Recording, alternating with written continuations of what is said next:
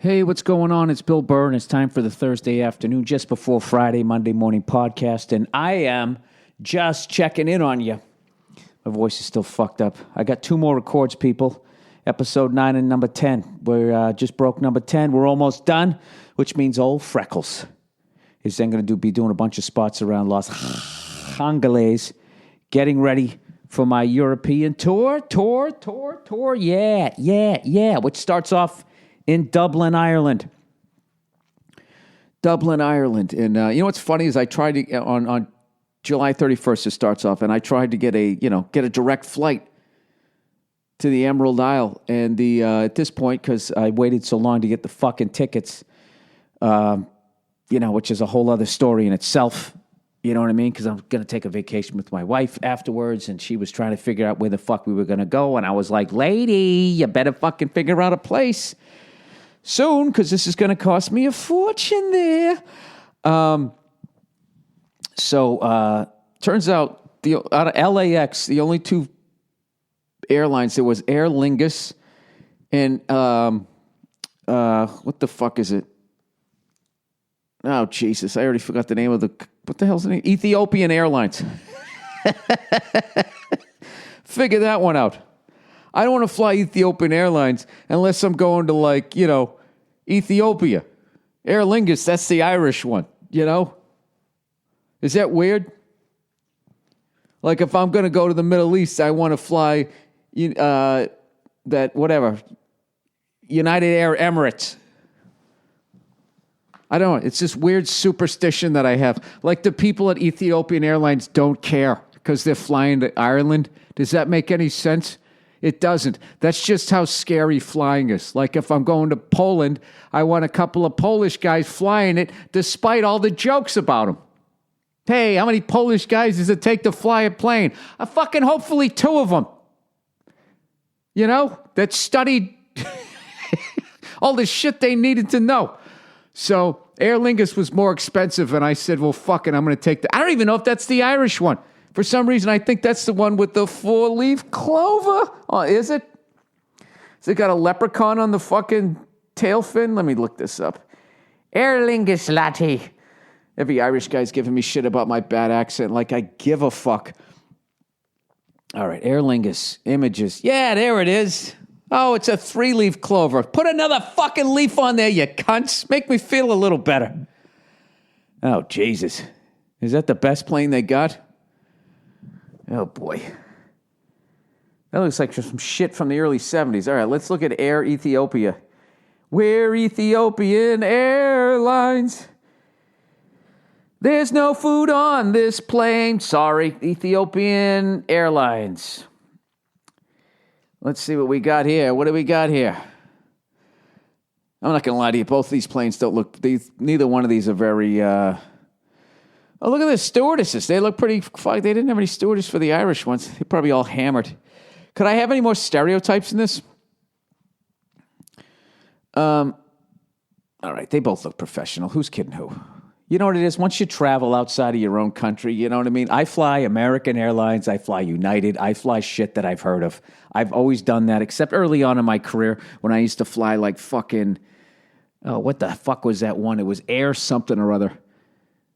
I flew like ATA.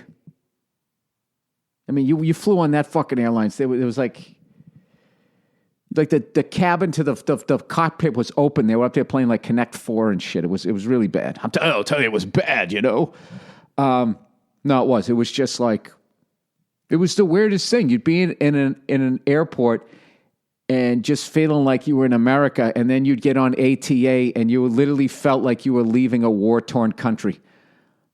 Like, you just looking around like, where the fuck did all these extras come from? Am I in some fucking George Clooney movie? That's some important George, one of those selling arms for some shit, A very important story that needed to be told. We are filmmakers, and this is what we do. George, they said this script was floating around Hollywood for a while. Well, I'm good looking, and I said I'm going to do it, so it got made. I got to call out fucking Michael Rappaport, okay? Okay, and you would think that I'm going to call him out for the fact that his resting face. You ever heard of resting bitch face? You know what his face looks like? It looks like, you remember that face Danny Ainge would make after he got called for a foul? That's what his resting face looks like. All right? Now, I love this man, except when he talks sports. I've never seen somebody hate on Boston sports the way he does, right? So he wrote some more bullshit about Boston sports. So I call him up, breaking his balls, going, dude, you know what you wrote isn't true. Laughing. We have a great fucking time. He goes on the internet like some Real Housewife whore.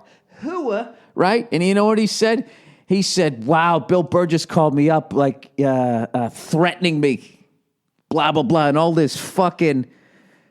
He's tweeting like some Instagram whore that's just trying to get fucking followers. I don't understand it, Michael. If somebody send you into this clip right now. I even told him how fucking bitchy he was being about Boston sports. Like I guess he was freaking out that the Celtics might get Kevin Durant, which, who's kidding who? With the whole free agency game, this is how it works. As a fan, everybody doesn't like it unless the free agent comes to their team. That's basically it. But at the end of the day, even when they do come to your team, in the back of your head, you know it's bullshit. Right? I mean, whatever. You're getting fucked over by your team. You want to go make some more money. Fine. But I'm talking when you're an elite fucking player and you go to pile on another fucking team. And I'm talking as a Celtics fan when we did that in, what was it, 2008. The only thing that made it decent was that the Lakers had a bunch of free agents. So we met in the finals, and it was like the 80s in that those two teams were in the finals back-to-back years. But, I mean, it was bullshit. Like, I don't look at the 2008 Celtics like it was a blur. We went from last place to first place. We won the fucking thing, and then we played them again next year in the finals. And the referees called 9,000 fouls on us and like 15 on the fucking Lakers. And for some reason, that was considered a good game 7. I don't know. But that's the NBA. Every once in a while, they have a mobbed up ref, Patrick Ewing goes to the Knicks. Yeah, it's a business. But I think, because when I look at the NFL where they got the parity there and all of a sudden, the Seahawks out of fucking nowhere can win one, fucking Patriots stunk for fucking ever. All of a sudden we got good. You go up, you go down. These guys win, those guys. It's nice and fucking everybody kind of has a chance now. And that's been great. Their ratings are better than ever as far as I know. And I think the route that the NBA is going is they create these super teams and people hate them so much that they watch rooting for them to lose. And I don't know. I liked it better. Back in the day, like I said, there was free agency and that type of shit, but it wasn't just the way it is now. The amount of times where people pull the old Johnny Damon. I guess Damon won with the Red Sox. And then like the next year or whatever, he goes to the fucking Yankees. It's just like, what? Jesus Christ, can you ease your way around the fact that it's just a business and it's all about money, I don't know. I actually don't know how Kevin Durant really helps the Warriors in a way. They had their two guys that were the guys, and then he's coming in, and in a lot of ways, he's at least number 2, depending on what you think about the fucking honor roll student there. I don't know. I know people say they just want to win, but I think egos get hurt when, you used to get 25 points a game and now you're down to like 21 or 19. I don't know. We'll see what the fuck happens, but it sucked. I was really hoping he was going to stay in Oklahoma. I'm not going to lie to you. I was hoping that, after last year where they were up 3-1, that they were going to in the offseason be like, you know what the fuck happened? We don't know how to win. We don't know how to close somebody out. And what I loved about watching the Warriors come back against Oklahoma, as much as I was rooting for Oklahoma, is you got to watch a championship team. Like what the Warriors did being down 3-1, coming back in that series, was fucking hilarious to me. Like watching them, it was like, you remember the horror movie? Like they never changed their pace when they were down. They didn't panic. They just kept coming. You know, it was like those old school monster movies from the 80s where the fucking Jason guy, right, is just walking and the victim is running away.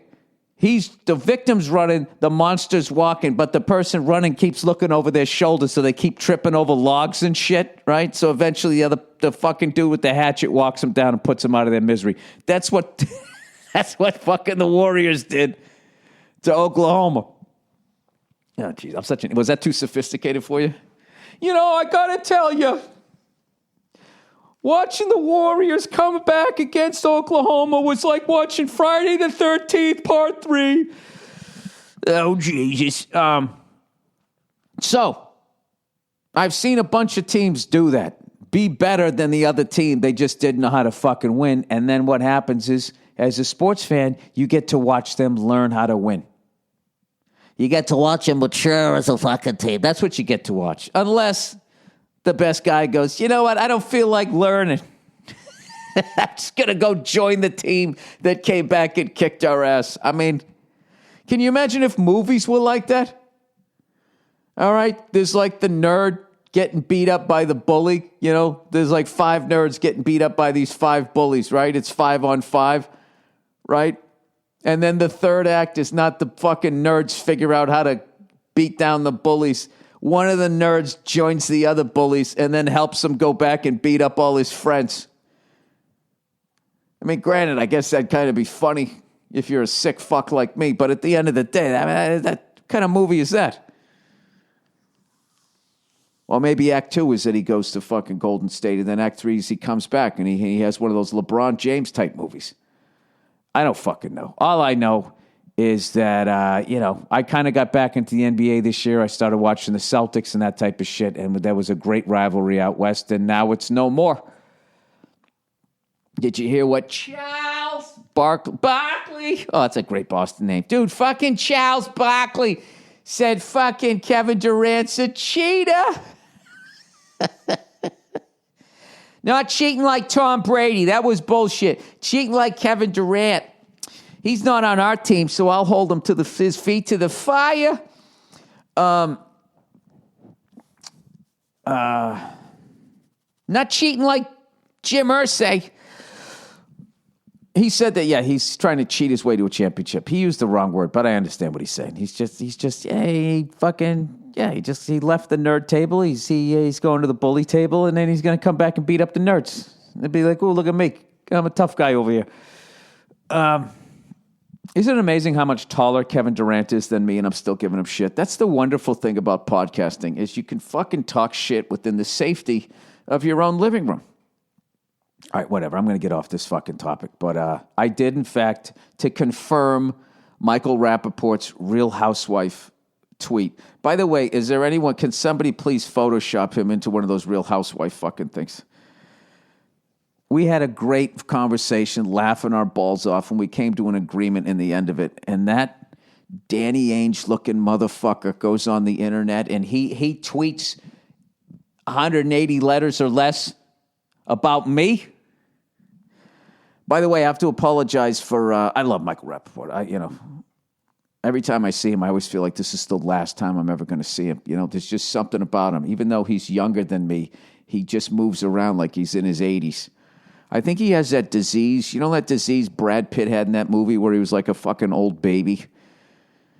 Whatever the fuck happened, I don't know. That's what he reminded. No, that was just a fable, right? What was it called? A fairy tale. Whatever. He's like that, like when a fucking 8-year-old looks like they're 70, whatever that disease is called. I was going to say George Mikan. That wasn't the guy. Who was the guy who played on Ohio State? Who went to Portland? That poor bastard. The microfractures in his feet. I think he's playing in China now. I can't remember. All I'm thinking is Haven Moses, and I know he played for the Broncos in the 70s. I want to say his name was George, wasn't it?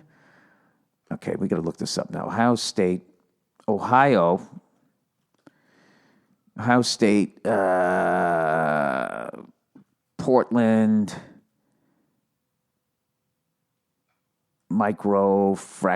microbrewery. Get the fuck out of here. Microbreweries are the worst, really. what's his name? Greg Oden.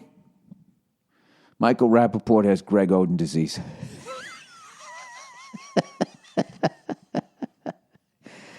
He does. And like Greg Oden, he got paid a ton of fucking money, and he didn't follow through. He got paid the National Podcasting Association drafted him number one to come on into the podcasting world to talk about sports, thinking that he was going to be unfair. No, thinking that he was going to be biased and fair. I can't even fucking talk this morning. Oh, my God. I can't wait to do his podcast again. You know? Who's kidding who? We're both a couple of real housewives. You know what I mean? I think I'm slightly better looking than him, though. Slightly. You know? And a little more mobile. You know? I think I bring a lot more to a team. I'm like Spike Owen, right? Utility player. Him, I don't know what he is. He's like a fucking... Rappaport's like a fucking, you know... He's like that DH. You know, his career's over. You know, he can't touch his toes, so they can't have him play first base. He just sits on the bench eating sunflower seeds. Gets up 3-4 times a game, squinting into the fucking sun. He just swings for the fences. Grounds out into a double play, kills the rally, you know, but he's got such a big contract they can't get rid of him. He's like Greg Luzinski if he went on a diet. Although, no disrespect to Greg Luzinski. All right, I don't know what the fuck I'm talking about here. Oh, Formula One, right?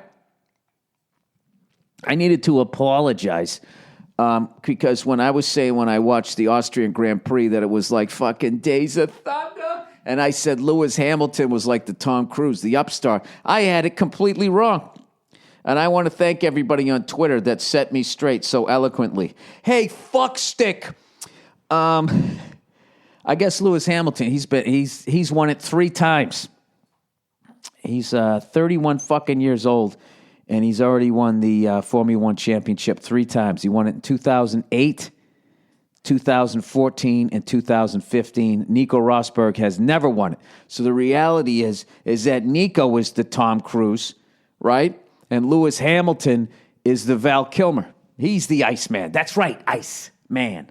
I am dangerous. And then Lewis Hamilton clicks his teeth together for no fucking reason. Right? They're all sweaty and shit. I don't know. All I know is the British Grand Prix is this Sunday. And that dude Toto, I swear to God, that's his fucking nickname. All I want to do when I wake up in the morning is not see the team crash. Sat down with them. It was just like, listen, all right? Right, stop fucking driving into each other, mate. Whatever the fuck he said. I don't even know where he's from. I think he is from Austria. Who knows? I'm new to this sport, and I just like throwing out shit as fact. You know what I mean? And why would I actually waste the time to read up on this sport when I can just make big fucking statements and people on Twitter will correct me anyways? You know, then I don't have to look it up. All I got to do is just scroll, you know? That's why these kids are so fucking dumb today, you know? They don't read books the way I used to. You know? 3 hours in, I'm 17 pages in. My fucking ADD's off the fucking chart, right? Sitting there reading about Tom Sawyer, you know, thinking about, I don't know what, you know? The Queen Mary. God knows whatever was said in that fucking book that made me think of something else. Apples. How's this? Some sort of arsenic in there? And how many apples would you have to eat to actually poison yourself? You know, eat so many fucking apples. I think there's arsenic or some shit in the apple, some sort of poison. I can't remember what. But if you ate enough of them, right, you'd actually die. And then somebody would actually get to say at your eulogy, you know, an apple a day does in fact keep the doctor away. But, you know, you eat 42 of them, you're going to fucking die. But you know what? He died eating the Fruity Loaf. Anyways, let's read some of the fucking horse shit here for this week. Let's read some of the advertising, shall we? Is this it? Is this the Simple Safe? Why does that sound like bad food? All right. No, it isn't Simple Safe. All right. Helix. You're unique. You don't walk like everyone else, talk like everyone else. Talk, walk, shoot, shit. That sounded like on that Marine Corps. I'm going to teach you how to walk, talk, shoot, shit like the United States Marine Corps. All right, you're unique, everybody. You don't walk like everyone else, talk like everyone else, or sleep like everyone else. So why is your mattress So why is your mattress? Is that how you spell mattress? Well, how do you spell mistress? So why is your mattress one size fits all? Gee, I don't know. Because because it fits. Because a truly customized mattress will cost you $5,000 to $10,000. Oh, that's the reason. Who the fuck has the money to do that? They should get audited immediately. Do you know I was watching one of those Barrett Jacksons one time, and they had one of those GM, that Parade of Progress fucking elephant van there? Somebody spent $4.1 million on that fucking thing and was excited like they got a good deal. You know what I mean? That guy either needs to get audited or he has his wife bound and gagged in a fucking closet. How you pull hey, honey, look what I spent $4 million on. A giant fucking toaster that you can drive. What do you mean, why did I do that? Because I thought it was a good deal. Oh, fuck you, lady, right? What are these things called? GM Parade. This is still the advertising. Parade of Progress. I used to know what these things were called. Parade of Progress, image. The GM Future Liner. Look that fucking thing up. I mean, granted, it's kind of cool, but it is. It's like an easy bake oven that you can drive. And somebody paid $4.1 million for that fucking thing. You know? And all I could think was, what was he doing in 2008 when the fucking economy crashed, other than doing fucking cartwheels out the back door of whatever fucking bank he worked at? Oh, Bill, ooh, is that social commentary? You freckled cunt. Just shut up and read the advertising. All right, here we go. Helix, everybody, Helix. I'm going to read this like a fucking yoga instructor. You're unique. You don't walk like anyone else, talk like anyone else, or sleep like anyone else. So why is your mattress one size fits all? Because a truly customized mattress will cost you $5,000 to $10,000. And how many starving children could that feed? 40, 50 million? For only half a cent a day, somehow you can give somebody 3 square meals on Ethiopian Airlines. All right, it will cost you $5,000 to $10,000 until now. So go to helix.sleep.com, answer a few simple questions, and they'll run a 3D biomechanical model of your body through the proprietary algorithms they've developed. Doesn't that sound like a bunch of bullshit? Genuine proprietary algorithms. I can't say it, so it must be good. They developed with the help of the world's leading ergonomics and biomechanics experts. The results, the most comfortable mattress you've ever slept on. Helix customers, report a 30% improvement in overall sleep quality. And for couples, they customize each side of the mattress. Oh, that's great. Your mattress arrives at your door in about a week, and shipping is 100% free. That's why everyone from GQ magazine to Forbes, aren't those the same people? You get to the top of your bank, and then all of a sudden you're like, I'm going to have a yacht and fucking wavy brown hair with a fucking Rolex, are all talking about Helix Sleep. You have 100 nights to try it out, and if you don't love it, they'll pick it up for free. Gross. And give you a 100% refund, no questions asked. Go to, you know what, a lot of homeless people are going to be getting a good night's sleep then, because there's no fucking way you can resell that, can you? Or can you? I don't fucking know. All right. Just dump it on a sidewalk. Go to helixsleep.com/Burr and get $50 off your order. That's helixsleep.com/Burr. Hey, helixsleep.com/Burr. All right, and lastly, but certainly not leastly, it's our old friend Zip. Recruiter. Are you hiring? Do you know where to post your job to find the best candidates? Posting your job in one place isn't enough to find quality candidates. Come on, wake up. If you want to find the perfect hire, you need to post your job to all the top job sites, and you can do it now. All right, with Zip. Recruiter.com. You can post your job to 100-plus job sites, including social media networks like Facebook and Twitter, all with a single click. Find candidates in any city or industry nationwide. Just post once and watch your qualified candidates roll into Zip. ZipRecruiters. Easy to use interface. No juggling emails or calls to your office. Quickly screen candidates, rate them. Look at the tits on her. And hire the right person fast. Find out why ZipRecruiter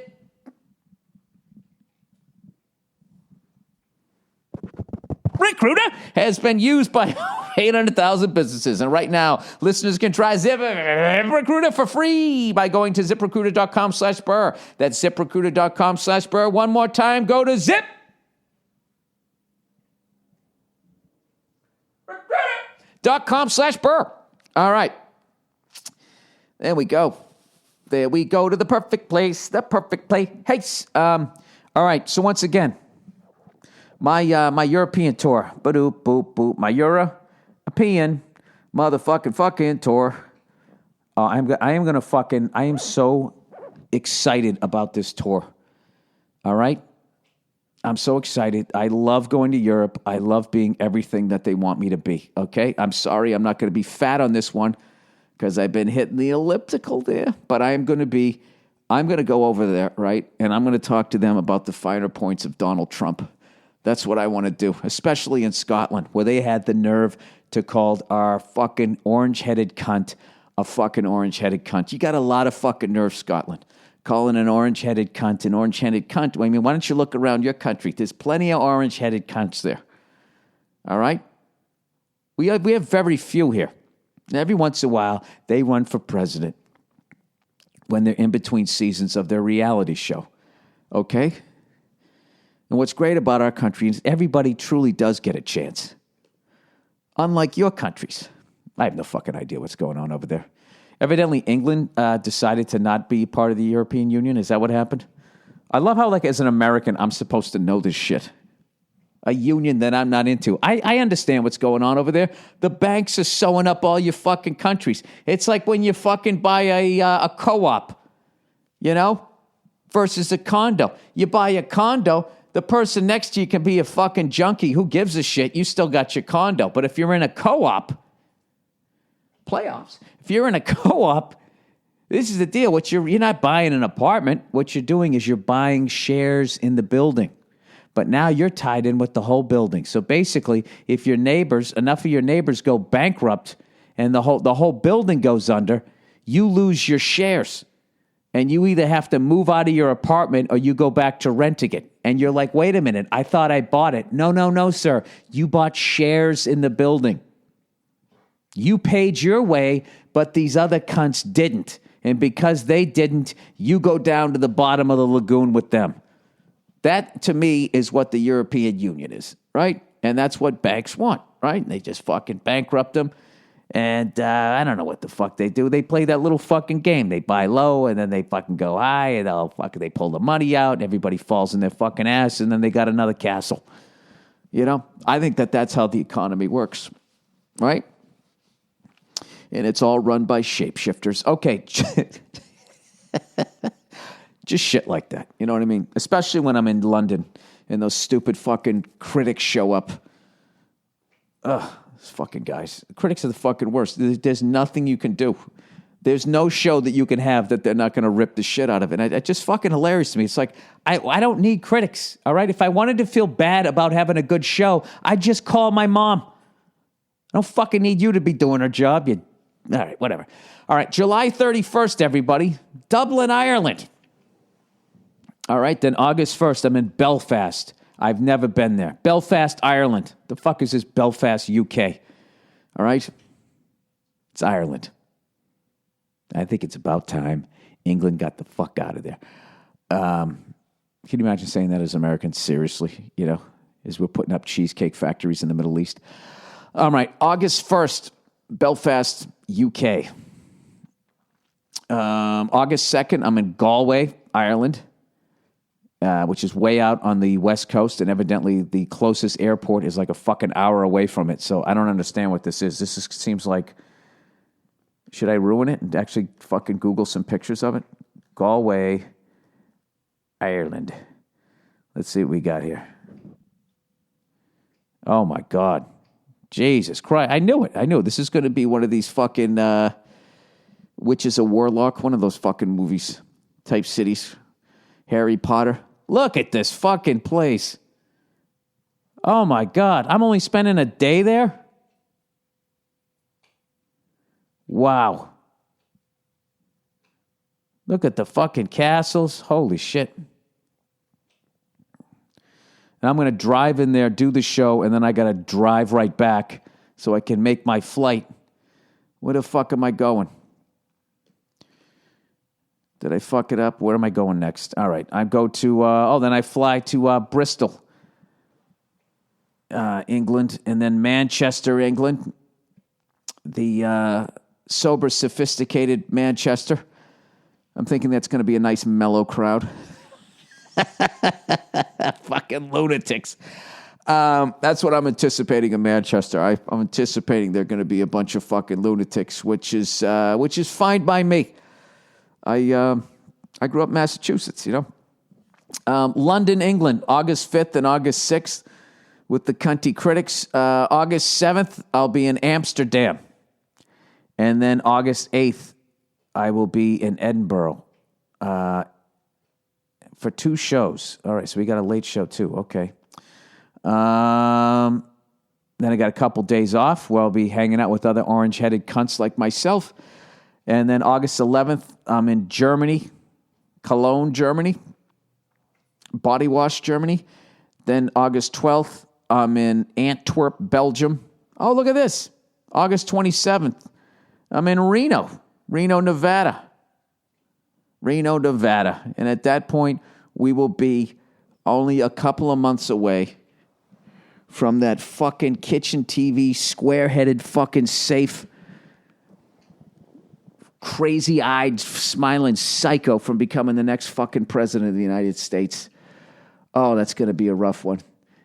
Watching all these ladies saying what an important day it is for women. I guess it will be because a woman will be elected president. This is just my prediction here. All right, but Jesus Christ, couldn't we have gotten one that didn't have 58 pending fucking felonies? That's not a red flag to anybody. I don't know. What are you going to do? Those are our choices. I don't know why. A fucking maniac who, doesn't know how to use email properly. Just sending out secrets to her friends. And then some fucking guy who's, who really should just be a carnival barker. I feel like Trump should just be standing next to some impossible game to win, talking about how it's the greatest game ever, as he hits on underage chicks. I don't know. That's just the opinions of somebody who can't pronounce words while he reads out loud. What do you say there, Cleo? That's the podcast here for this Thursday afternoon. You know what? Somebody please send me a fucking a Photoshop picture of fucking Rappaport's face on Danny Ainge's body when he played for the Celtics. I really want to see that today. You can do whatever the fuck you want to do with my head. I don't give a fuck. That's it. All right, I got to go hit the elliptical so I'm not a fucking fat fuck at the end of this writing season here. Congratulations to Kevin Durant on your next on your first championship ring. I want to put together a stand-up tour like that. You know what I mean?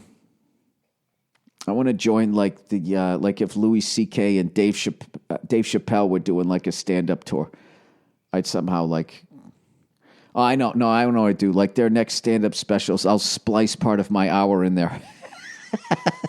Can get credit. All right, that's it. You guys have a great weekend, you cunts, and I'll talk to you on Monday there. Enjoy the music and another half hour of Monday morning podcast back from yesteryear.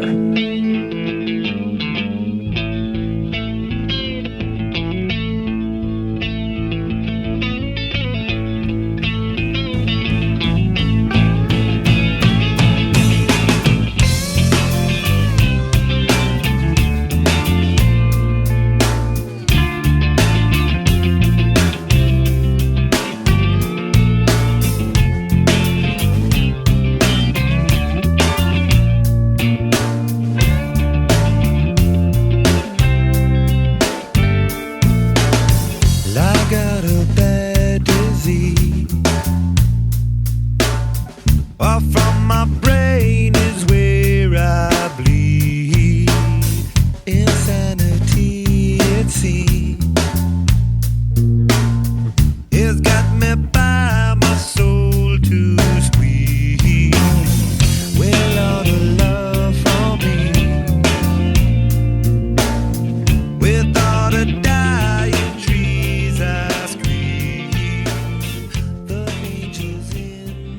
what's going on? This is Bill Burr, and this is the Monday Morning Podcast that I'm actually doing from my home phone rather than my cell phone. I finally figured out how to call in this MySpace Jesus Christ.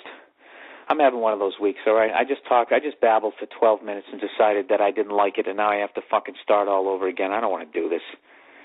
I don't want to do this. Do you think I want to do this? I don't want to fucking do this.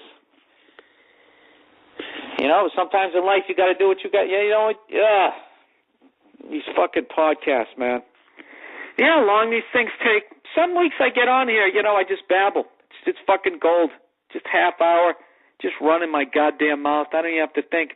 And then there's other times it's like shoveling wet snow. And you know what? I'm fucking sticking this one out because I'm not going to start over again. Hey, sometimes, you know what? Sometimes you're just not that funny. Your fucking mind's broken up or whatever. I don't know. Let's just get down to goddamn brass tacks here, and I'll let you know what I got going on. All right. My name's Bill Burr. This is my MySpace page. This is my Monday Morning Podcast. I do one of these every goddamn week. Okay? I try to give people a nice laugh to start off their fucking weeks. And I always start off in a good mood. And then I end up getting frustrated with my own ineptness, and then I end up just fucking, I don't know, I end up snapping, and I say fuck a lot. All right? And, okay, let's get on with, people ask me questions, I answer them. Look at me, I'm just blowing through this. Just blowing through the explanations. I usually take my time and explain this. You know what this is like? You ever, like, break your arm or something, and you go to school the next day, and the first kid goes, hey, man, what happened to your arm, right? And you give them every last fucking detail, okay? But then by the time you've told the fucking story to, like, the 12th person, by the time the 13th person comes up to you, you're like, I fucking fell down, all right? What the fuck you think happened? You know? That's the mindset I'm in right now as I do this podcast. After just blowing 12 minutes of Verizon time on my home phone. All right, here we go. Let's get down with this shit here. Let's get on with it. I put up a new video because I am desperately trying to get myself to become part of the new millennium. It's right underneath the podcast. If you look there, you'll see very blurry me in a Winnipeg Jets shirt, by the way, because I'm old school hockey. That's me at the Punchline in Atlanta. And before you watch the video, I just want to give you a little backstory of what happened. It was Thursday night, and it was a couple weeks ago, and it's one of my favorite clubs. And I was just having one of these awesome sets where I was really open and free, and everything was just flowing, as opposed to this podcast, which feels very arduous, very work-like. Did I use that word correctly? Why the fuck is Questlove wearing those fucking lime green pants? I just realized that. Anyways, I was having one of these just, you know, really open, just great sets, and I was about 12 minutes in, and everybody was laughing, everybody was having a good time, I was having a good time, but for some reason there was this lady in the crowd, and it wasn't enough that she felt my jokes were funny. She was somehow agreeing with the things that I was saying on stage. So rather than laughing at the end of every joke, you know, when the punchline came out, instead of laughing, she would just yell out, "Thank you," after every joke. You know, the rest of the crowd would be laughing, and then I would just hear this woman's voice over everybody, "Thank you." So this video picks up about 12 minutes into my set. She's already yelled, "Thank you," like fucking 12 times. Now, see how annoying that is with me saying that to you? Just imagine being on stage trying to keep the crowd, trying to keep the fucking plate spinning, and somebody keeps yelling that shit out. So she yells it out for, I guess, basically the 6th time, and that's when I finally snapped. But I snapped in a good way. I was proud of myself where I didn't chop her head off and be overly mean. It was kind of mean, but it was definitely funny. And I just want to let you guys know, I'm going to start taping all my sets because, you know, I riff a lot, and I end up, you know, missing a lot of good lines that I could keep in my act. And also random shit happens. And I'm going to start posting some of the random shit that happens up here, unless people really start to enjoy these, and then they come out to my shows, and then they deliberately try to yell out something, which is always the risk of it. But basically, I like doing this kind of thing because I want to give you guys some new laughs without having to burn any material. You know what I mean? I mean, I'm not Trent Reznor here. I can't just give away my new hour for free, like he can. I'm jealous of musicians, right? They can just fucking put their goddamn music out for free now, and then everybody comes to their shows, and when they know all the words, they get to sing along.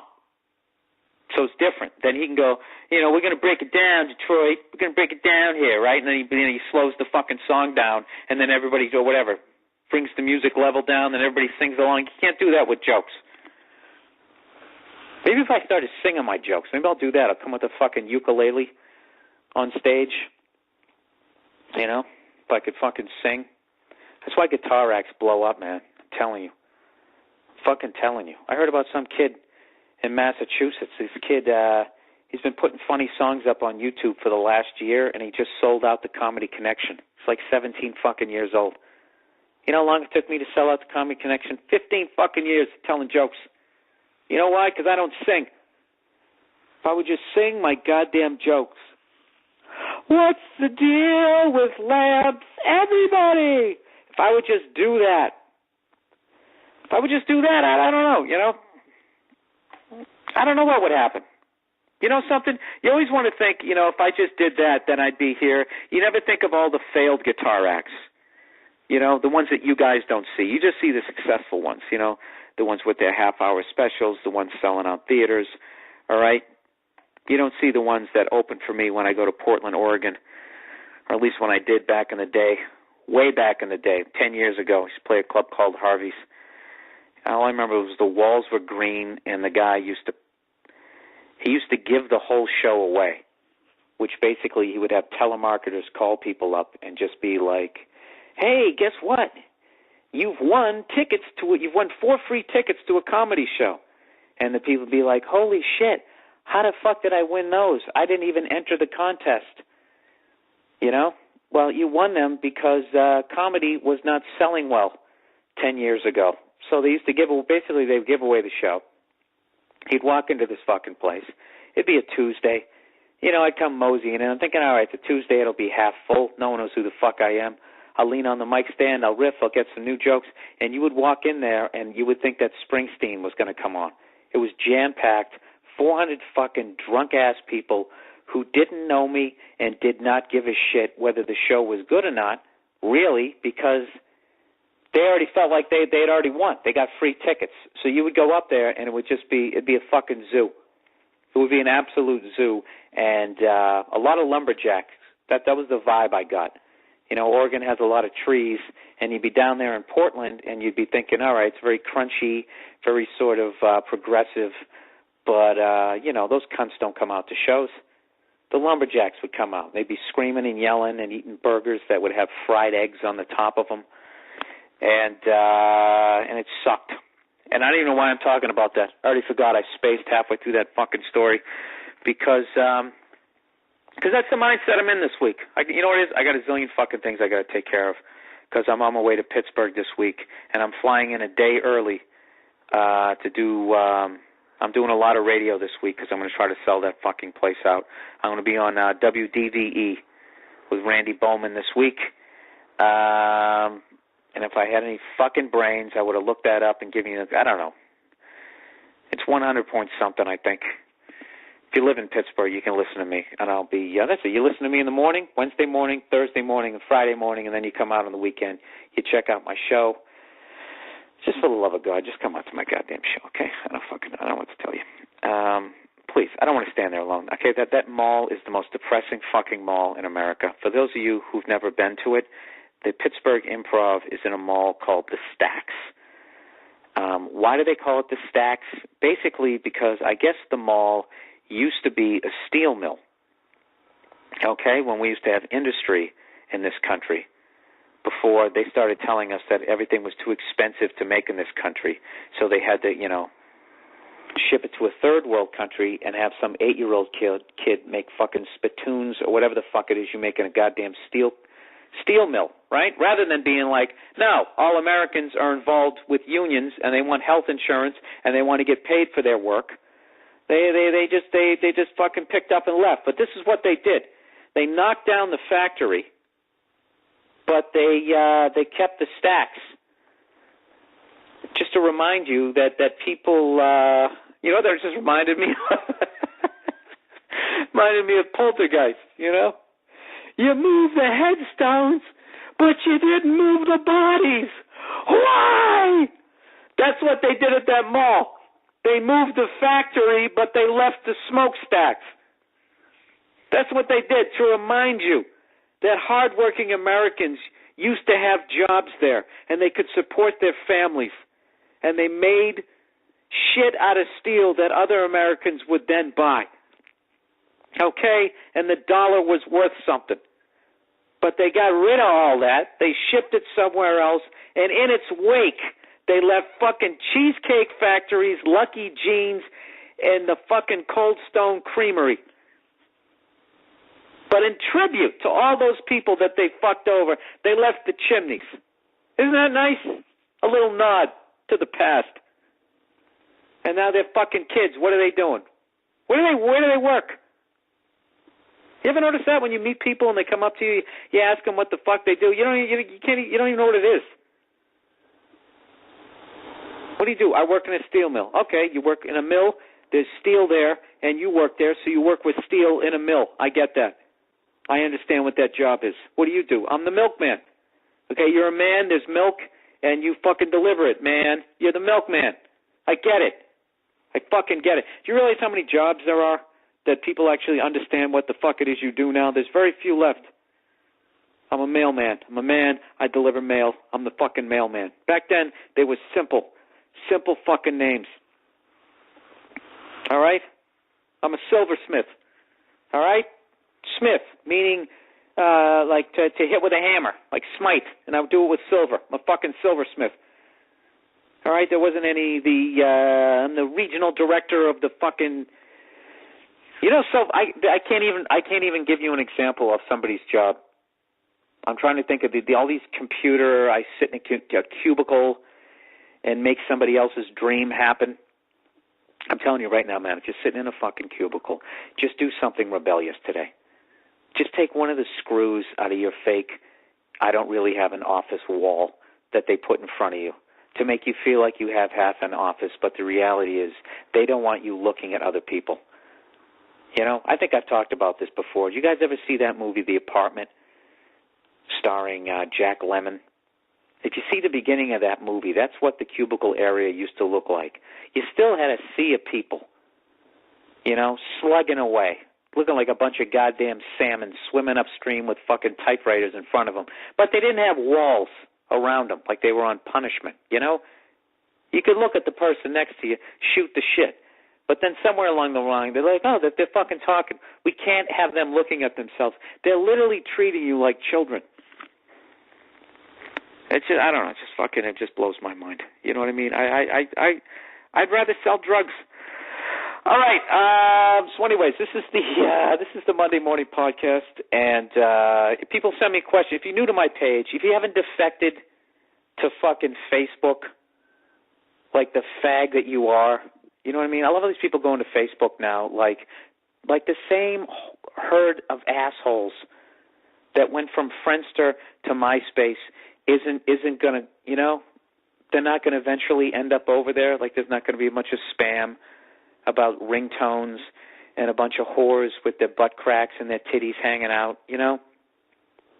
sending you generic emails trying to make it seem like they didn't send it to everybody else, but you realize that they did, because rather than calling you by your name, it just says, "Hey, you, love your page.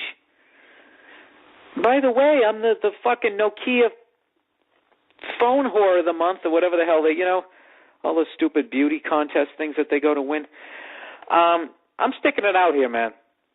All right? And all you guys who are all going over to Facebook, you know what you like? You like that. You ever see that movie, The Titanic, where there's those guys, who fucking jumped into the rafts all by themselves, those selfish sons of bitches who are actually smart, who listen to that voice that says, I need to fucking survive. Well, maybe they are smart then. Maybe they realize that maybe MySpace is a sinking ship.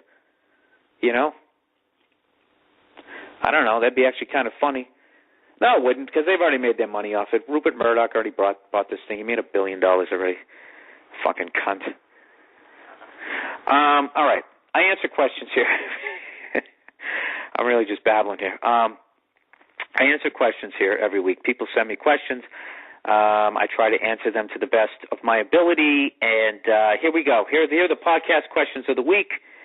And by the way, when you watch my video, could you please send me a comment if you like it or whatever? Because that's like a new thing that I really want to start doing, just putting some random moments up there like that. So let me know. Let me know what you think. Okay, question number 1. Hey, Bill, which one was better? Mike Richter's insane save against Pavel Bure, if that's how you say him. Pavel Bure, never know how to say these Russian guys' names. His insane save against his penalty shot, or Patrick Waugh, Mike Vernon going at it center ice. I'm definitely going to say Mike Richter, just because that was one of the best years ever in hockey. That was like 2004 when the Red Sox finally won it. To watch the Rangers finally win the Cup and everybody go crazy, that was just an amazing moment. And the Patrick Waugh, Mike Vernon thing, I don't know. It was a great fight. It's great to see Patrick Waugh lose. But, that other one was for the Stanley Cup.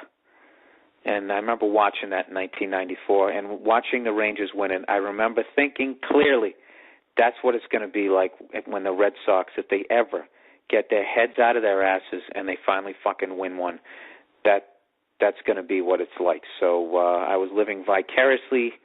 And for some reason I didn't hate the Rangers for the simple fact that I was not old enough when the last time the Rangers-Bruins rivalry was great, which was back in the 70s. I was still just a little lad with a big mop of fucking red hair looking like that dude Jody on A Family Affair. All right. And that's why I became a comedian, because that's who the fuck I look like, and I got the shit kicked out of me. All right, question number 2. Bill, how the hell does Paris Hilton keep getting movie roles? Well, I actually thought about this one, and I think the reason that she keeps getting movie roles is because, not to be crude, but she's not afraid to show the clam. And I think I think that's how you got to do it sometimes as a woman. You got to just every once in a while you just got to take your pussy out, And I don't think there's anything wrong with it. Sharon Stone did it. Sharon Stone was, meandering around all these fucking B movies. She had a halfway decent role in some sort of Schwarzenegger movie. But it wasn't until she showed the clam that people, sat up and took notice. Next thing you know, she's in that movie Casino and delivered one of the best performances. I thought was she nominated for an Oscar? She should have won one that year. But that's when showing the clam kind of hurt her, because all the other women resented her. You know what I mean?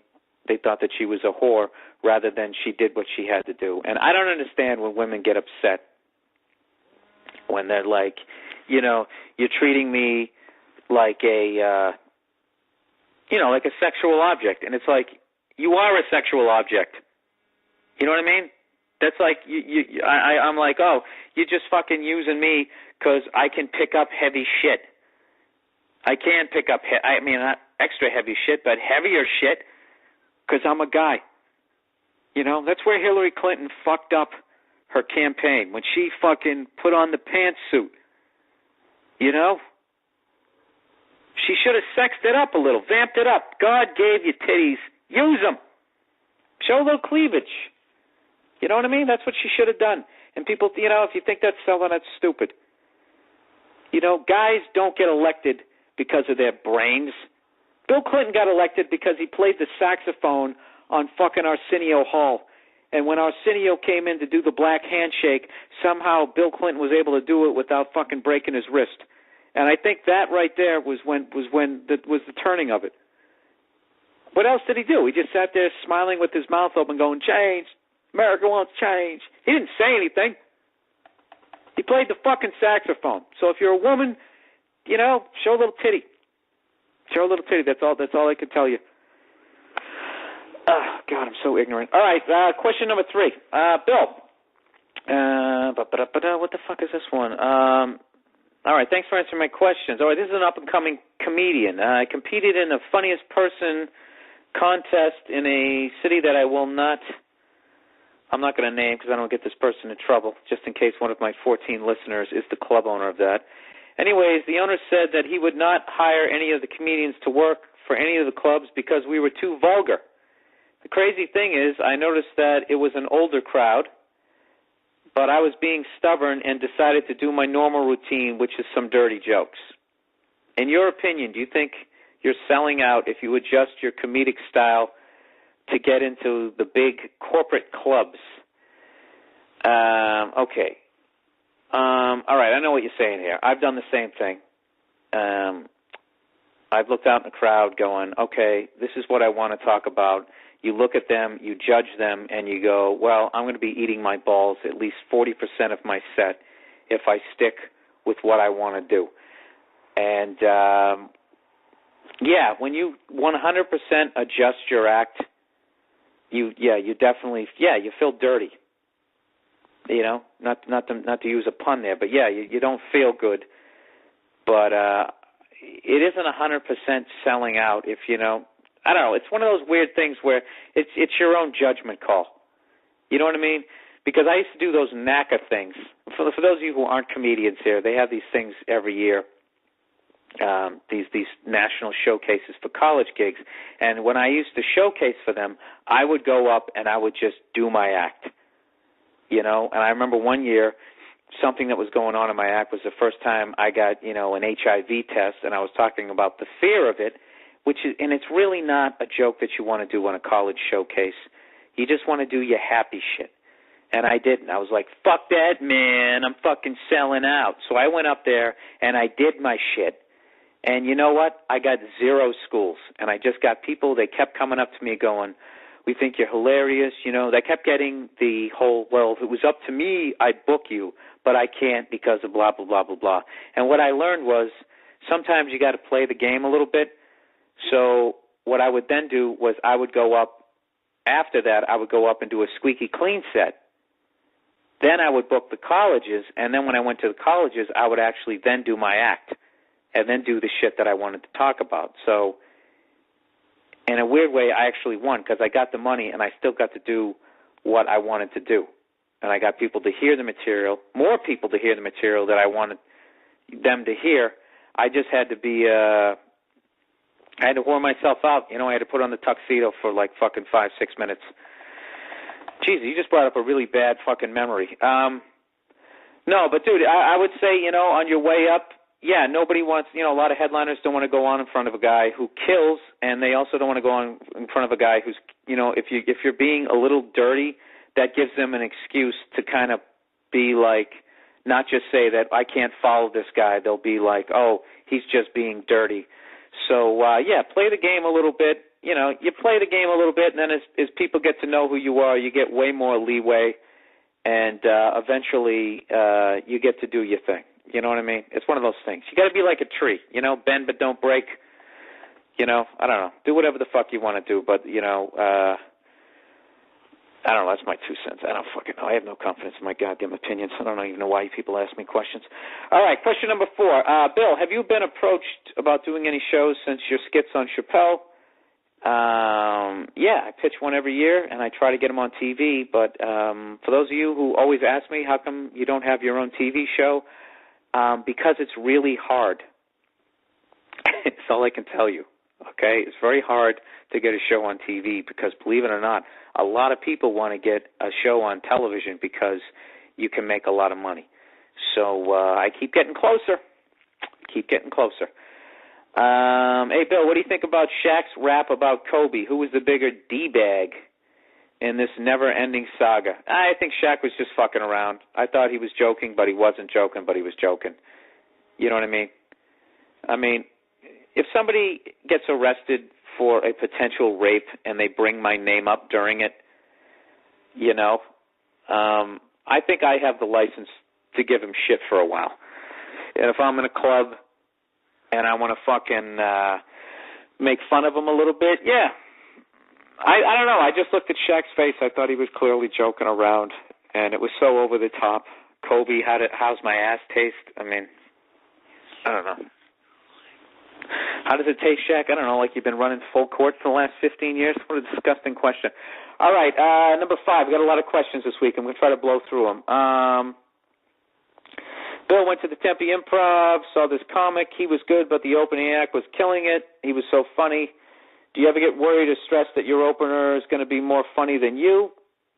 Is there any sort of process you go through picking your opener? Am I worried about them being more funny? Well, no, I'm not. They're fucking middle acts for a reason. All right? If you can't follow a middle act, then you're not a headliner. I've definitely had some funny guys on in front of me, but I think that's a good thing. You know what I mean? You don't want to be sparring with somebody who sucks, because then you're going to end up sucking. So I believe in going out with, bringing in a middle act that's, funny and original. And that's my process to picking an opener. I use Joe DeRosa, Kevin Shea. I'm going to be using this guy, Todd Rex, up in San Francisco. These guys, Todd Rex, in particular, no disrespect to those other two cunts, but he really fucking kills. So I'll have my work cut out for me that week. But, I don't want to be that guy. I don't want to have some guy who just goes up there with like a lampshade on his head and stinks. Wow, these are a lot of questions here. Is this podcast getting too long? All right. Hey, Bill, I got a question for your podcast. You ever get a chance to meet George Carlin? Unfortunately, no, I didn't. I was supposed to meet him, when was it, February or March, right before he did his special. He's supposed to be doing the Comedy and Magic Club down on Hermosa Beach, and I had just done a spot down there, and they said, hey, he's coming in, whatever, on a Wednesday or a Tuesday. You can come down, watch the show, and you can meet him afterwards. And it was going to be a dream come true, but he ended up getting sick.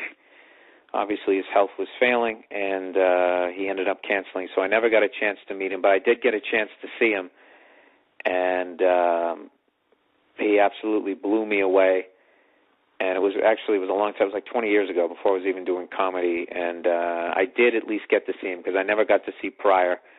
So at least I can say that I saw him. And with him passing is really making me want to go see Don Rickles, because, that guy's in his 80s, and he's still fucking hilarious. And I don't know. You should, as a comedian, I think anybody who likes comedy should see those guys. So, no, I did not get a chance to meet him, but I did get to see him in person. And obviously, as you can see on my page, he was a huge influence on me, obviously. All right. What are we doing here? 2 more questions, and then I'm going to wrap this fucking thing up. Number 7, Bill. Okay, I actually got a fucking asked advice here on dating. I'm fucking not married at 40, and somebody's asking me advice on relationships, okay? You really need to consider your sources here. All right. That's like, why don't you go ask somebody on heroin? Do you think meth is bad? Hey, man, if you like doing it, you should fucking do it. All right, here we go. Bill, do you think a person deserves more than one date to determine if there is chemistry? I recently went out on a date with a guy. It turns out he wasn't my type. Well, there's your answer right there. But he had a nice personality. But I feel you should feel something immediately. You're answering your questions. It's not like he was my friend to begin with, or will be my friend that'll have time to grow on me. I feel very mean and superficial. Oh, okay, there you go right there. There's your first mistake with dating. When you date, you have to be unbelievably selfish.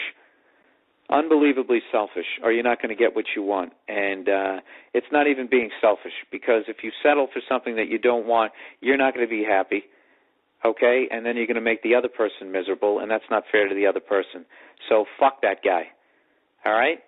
Fuck him and his nice personality. Hook him up with another one of your friends. Say, hey, I met a guy that I'm not into, but he has a nice personality. You know what I mean? That's like watching a TV show that you don't enjoy, but you really like the look of it. At the end of it, you don't like the fucking show, so how long are you going to be interested? I don't know. It's like Friends. When I used to watch Friends, when I lived in New York City, I was like, God, look at that apartment. Wish I had a fucking huge apartment like that. But I hated the fucking show, so at the end of the day, I didn't watch the show. How long can you look at the couch? All right, question number 8. This is the final question. Bill, why... while this is a cheesy question, I'm a chef, so I always ask, and I think the answer says a lot. What is your favorite food / restaurant? What is my favorite food? I like Steakums, and I really like that Steak and Shake. It's got 2 things I really enjoy: red meat and shakes. No, I'm really, I don't know, I like everything. I would say Italian. I think Italians make the best food, hands down. And it's absolutely delish. And, the olive oil and just, you know what I love about Italians who really know how to cook? They know how to add stuff. Like, they don't how do I explain it? Like, whatever they add enhances the dish. It doesn't overpower it. You know what I mean? Like, take the art of making pizza. Somewhere along the line, the cheese on the pizza, rather than enhancing the taste of the sauce, the cheese became the focal point. Okay? I can't explain it. Like, it became the lead in the movie when it was actually, a guy who had two lines in the movie. It's like, well, look, Pizza Hut. They got it all over. They got it in the crust. They got it everywhere. You're just eating a big brick of cheese, and it tastes like fucking shit. And you can't move your bowels afterwards. I like Italian food. I like the olive oil that they cook with. It's very clean. You drink that, that sip of wine. And as long as you don't eat like you're going to the fucking Olive Garden, you just feel great. You take your time. The whole thing. That's what I like about Italian food and restaurants. Like the whole thing, the lighting, the ambiance, everything. So, anyways, with that, my favorite restaurant when I was in New York was I liked Lupa. That was my favorite one, the Mario Batali one. And out here in L.A., one of the best ones I went to. I haven't been to a lot out here. I went to Mozza, which is another Mario Batali one. But I'm sort of like a hacky restaurant guy, where if they have a show on the Food Network, I end up going to it. Like that blonde guy who wears the sunglasses backwards on his head. He's actually a favorite chef of Joe DeRosa's. I forget his fucking name, but he just goes around to diners and that type of shit. And I ate at his restaurant in Sacramento, and it was one of the worst fucking things I ever went to. He actually had, I think I talked about it. He had this sushi roll that had pork and French fries in it with some sort of barbecue sauce, and it wasn't rice.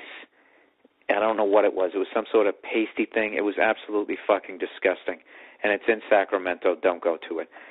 And there you go. That's the end of the fucking podcast questions. I think that's it. I think that's it for the week. Also, I trashed Best Buy last week, said I wasn't going to go there anymore because they had that 15% restocking fee.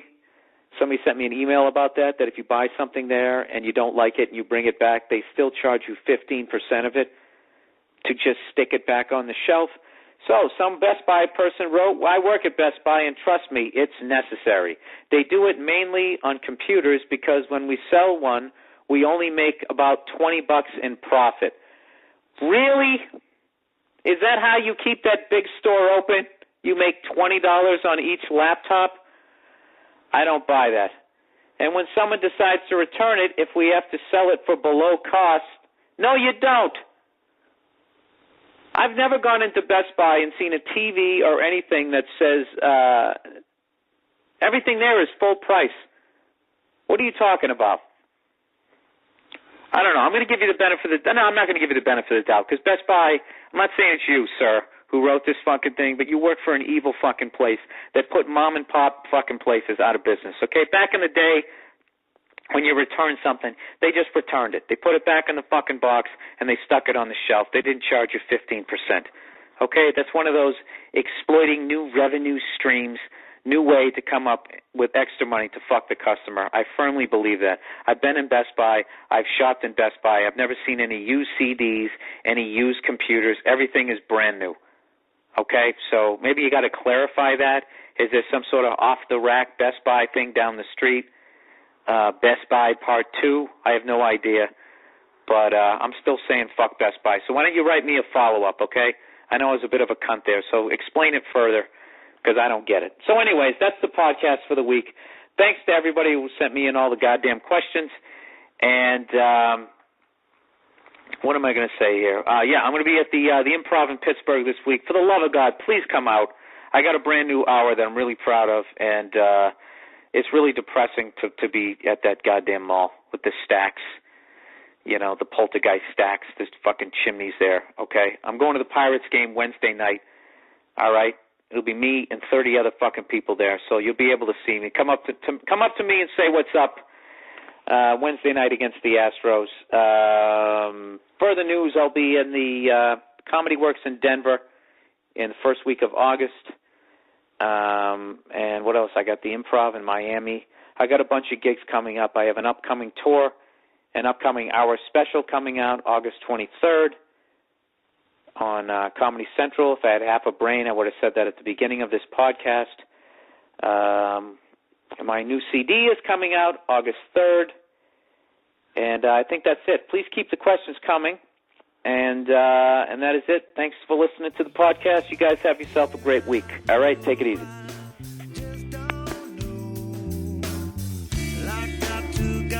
Gotta take it slow. When I find my peace of mind, I'm gonna give you some of my good time. Today love smile on me. It took away my pain, said please, oh let your ride be free. You gotta let it be, oh yeah. Where I go, I just don't know. Like gotta take it slow. When I find my peace of mind, I'm gonna give you some of my good time.